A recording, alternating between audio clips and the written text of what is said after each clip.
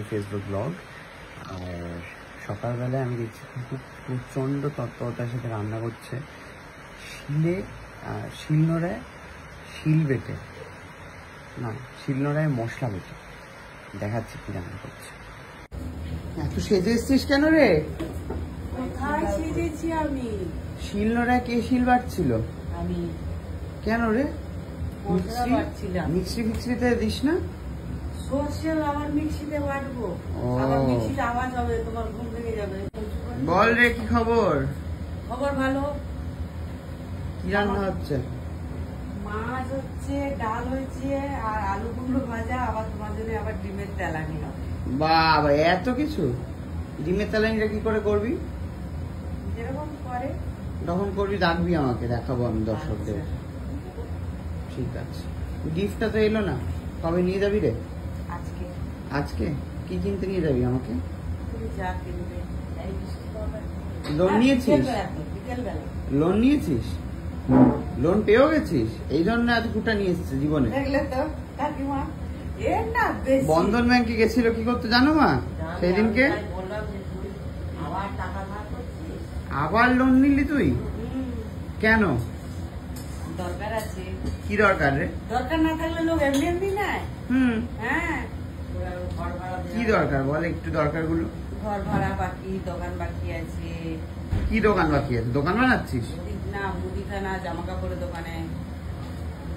কি এমন জামা কিনলি? আরে ওদের দোকানে মেয়ের যে জামা কাপড় কেনা হয়েছে। ওই শাশুড়ি, মেয়ের শাশুড়ি ফাশুড়ির জন্য? না না, ওকে জামাই ষষ্ঠীর সময় দেওয়া হয়েছিল। জামাই দেয়নি এখন। জামাইতে 1000 টাকা দিয়েছে। তারপর 1000 টাকা কি হবে? একদম নিচ্ছিল না। আমি বলি আপাতত 1000 টাকা রাখো। সে বলছে আমাকে খাসির মাংস খেলে খাওয়াই দেবে, আমার জামা কাপড় লাগবে না। জামাই কত ভালো আমার।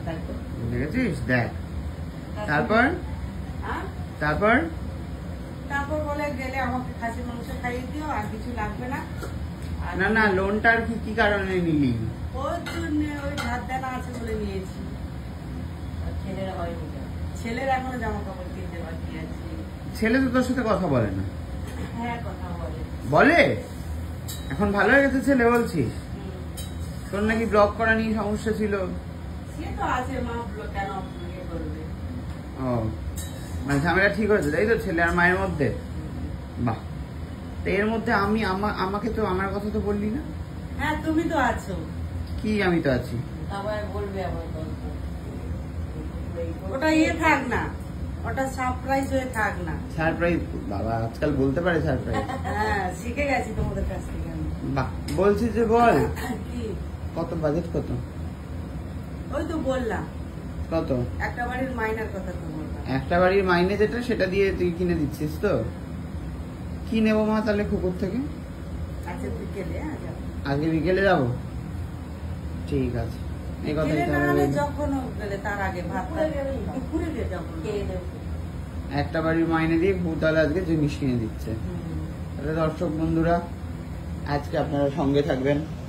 খুব কিনে দিচ্ছে তার একটা বাড়ির মাইনে দিয়ে আমাকে গিফট। আর রান্না কি করলি? কি মাছ? সেই একই?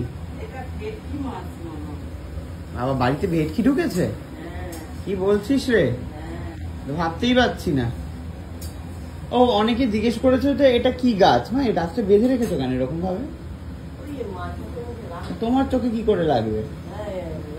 গাছটা হচ্ছে স্নেক প্ল্যান্ট। হ্যাঁ, এরকম হয়ে গেছে না। কাকিমা ওখানে জল টল দিতে যায় গাছে, আগাগুলো তো এমনিতেই ঢুকে যাবে। এগুলো দেখো কত ভাব, সরু সরু। হ্যাঁ, চলো ভাব। ঠিক আছে, টাটা। টাটা। তো আপনাদের কি মনে হয় ঘুঘুর কাছ থেকে আমি কি নিতে পারি? শিগগিরই কমেন্টে লিখুন, লিখে জানান। আর যারা যারা বলেন যে ঘুঘু শুধু নিতে আসে বা নেওয়ার জন্য রয়েছে, দেখুন তারা